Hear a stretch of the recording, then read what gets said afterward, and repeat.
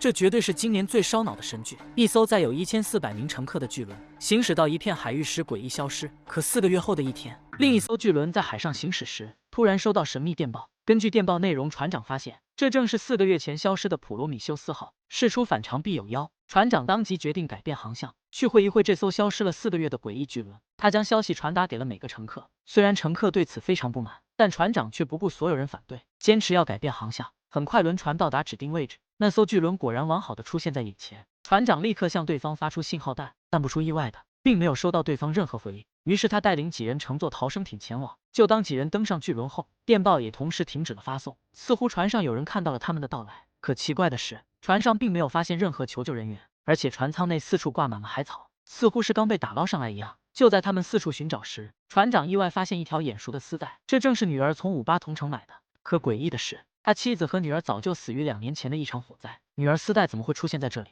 当时他来不及多思考，接着来到驾驶舱寻找。可更加诡异的事发生了，船上的电报机早已被人破坏，那电报又是怎么发出的呢？与此同时，另一边，一个神秘男子突然出现，他从普罗米修斯号偷偷游到了船上，他一路来到客舱，从手中拿出一只甲壳虫，甲壳虫爬进房间后，竟打开了房间的门锁。此时船长等人有了新的发现，他们在餐厅发现一只甲壳虫，诺拉发现他似乎在指引着什么，于是一路跟随来到餐厅吧台。这时吧台内突然传来敲击声，众人以为要闹鬼，但诺拉却鼓起勇气，他拔掉了门板上的撬棍，打开门后众人惊呆了，里面竟关着一个男孩。奇怪的是，他浑身上下毫发无伤，而且对船长几人的到来似乎并不意外。他走出吧台，直接来到诺拉面前，像是等待了很久似的。他打开手中的包袱，从里面拿出一个金字塔状的东西。难道巨轮消失又重现，是和这个金字塔有关吗？回到船上后，船长怎么想都想不通，自己妻子2年前一把火烧了房子，将自己3个女儿同时烧死，可女儿的丝带如今又再次出现，而且偏偏出现在这艘巨轮上。这时副船长带来消息，轮船公司发来命令，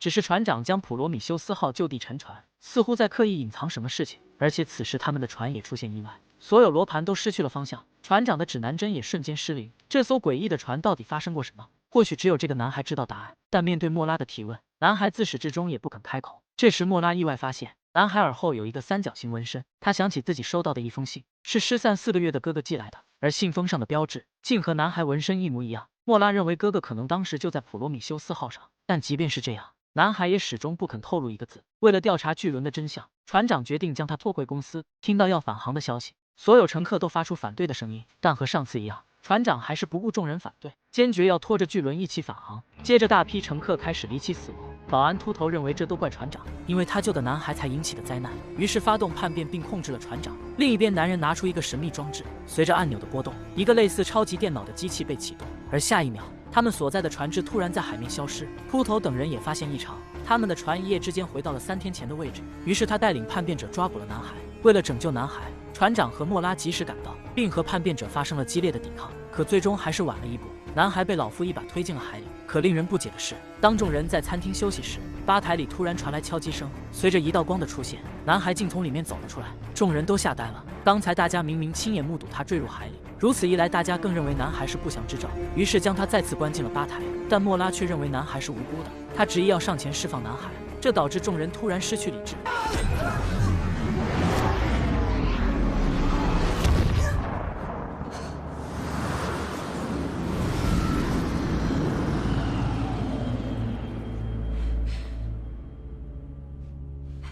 这一刻，时间竟突然停止，子弹也悬浮在半空一动不动。除了开枪的众人外，人群中那个神秘男子却不一样，他起身跳跃，想要为莫拉抵挡子弹。此时莫拉也来不及多想，他质问男孩这一切是不是他做的，手中的金字塔又到底是什么？可男孩还是一言不发。他拉起莫拉的手离开了餐厅。下一秒，时间再次恢复。可就当众人莫名其妙时，船上突然响起奇怪的警报，连船长都没听过这种警报声。而更诡异的是，当乘客听到这个声音后，都不由自主地来到甲板，他们意识似乎被某种力量控制。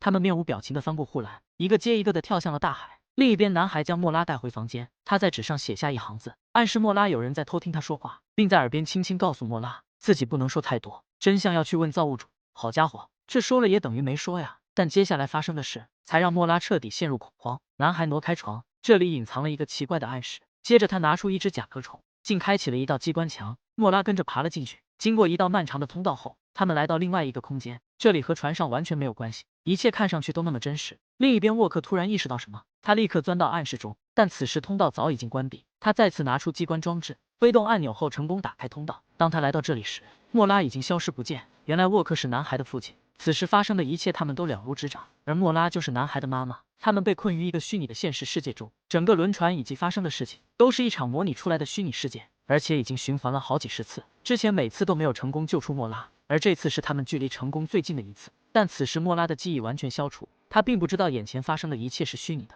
而男孩口中的造物主操纵这一切的幕后者正是莫拉的父亲老白。在这里，莫拉见到了自己父亲，但父亲对于他的出现却非常排斥。还没等他问出原因，就被父亲注射了一针奇怪的药水。下一秒，他又再次回到船上，他看了看床底的暗示，又看了看手腕上的勒痕，才确定刚才发生的是真实的。他找到船长艾克，他认为这一切都是父亲在搞鬼。他平生热衷于研究人类行为，以及痴迷于大脑功能的开发，但父亲又是怎么做到这一切的呢？他决定带船长进入通道，可当两人来到通道另一头后，才发现这不是莫拉之前来过的地方，而艾克却非常熟悉，因为这个地方属于艾克的记忆，而这个地方也正是艾克的家。看来不同房间的通道连接的目的地也不同。另一边，沃克来到超级计算机前，利用装置停止了计算机的工作，而随着机器停转，那个诡异的警报声也随之消除。可此时船上大部分乘客都已经跳海，只剩下为数不多的10几人。可就当他们返回客舱时，发现船体内部出现黑色不明物质，而且在快速的生长。沃克知道这是计算机病毒，此时它正在快速蔓延，而且这也意味着整个虚拟世界程序即将崩溃，留给他拯救莫拉的时间也不多了。此时莫拉再次进入通道，这次他来到一个空旷的房间，在这里发现一张照片，上面正是他们一家3口。这时沃克也赶了过来，可无论他怎么回忆，都想不起自己结过婚还有过孩子。他带莫拉来到一个房间，在这里找到一个平板电脑，这个操作就类似于游戏存档。沃克将这次拯救莫拉的时间点上传到服务器，万一拯救失败，下次循环开启后便可以从这个时间点继续开始。而且这个拯救行动已经循环过好几十次。另一边，老白派手下找到了男孩，原来他手里那个金字塔便是结束这场虚拟世界的机关。他通过连线喊话莫拉，让他交出手中的钥匙。之前莫拉收到一封来自哥哥的信件，里面给他了一条项链，而那个项链正是打开金字塔的钥匙。随着此次虚拟倒计时结束，海面突然出现一个巨大漩涡，而轮船也缓缓驶入漩涡内部。下一秒，风暴停止。这时船长艾克才发现海面上停靠了几十艘相同的船，而他们都是每次循环后遗留下的。此时剧情大反转即将开始，老白将男孩带到一个房间，他要告诉男孩整个事情的真相。当年莫拉为了拯救患绝症的儿子，给他注射了一种药物，随后创造了这个虚拟世界。他想要让儿子永远的活在这个世界，而老白也并不是幕后操纵者，他和船上的乘客一样，也是被困在这个虚拟世界的人。他一直在寻找回到现实的方法，最终得知金字塔是结束程序的开关。这时手下将莫拉也带了过来，但此时他对整个事情还是一无所知。老白打开金字塔，将钥匙插了进去，可奇怪的是并没有任何事情发生。原来沃克早已修改了程序代码，他带着莫拉回到了第一次模拟中。原来当时两人创造出这个程序后，就将管理权限给了莫拉哥哥，他们则以代码的形式活在虚拟世界。本以为可以一家3口其乐融融，却没想到哥哥控制了一切，并消除了莫拉所有记忆。好在经过沃克的无数次努力，终于将回到现实的方法破解。他将金字塔的功能转移在这个模型上，而钥匙则变成了莫拉的婚戒。这时莫拉才意识到父亲和他一样是受害者。沃克提醒莫拉回到现实后一定要阻止他哥哥的行为。莫拉将戒指取下，放到了模型中间的位置。画面一转，他成功回到现实。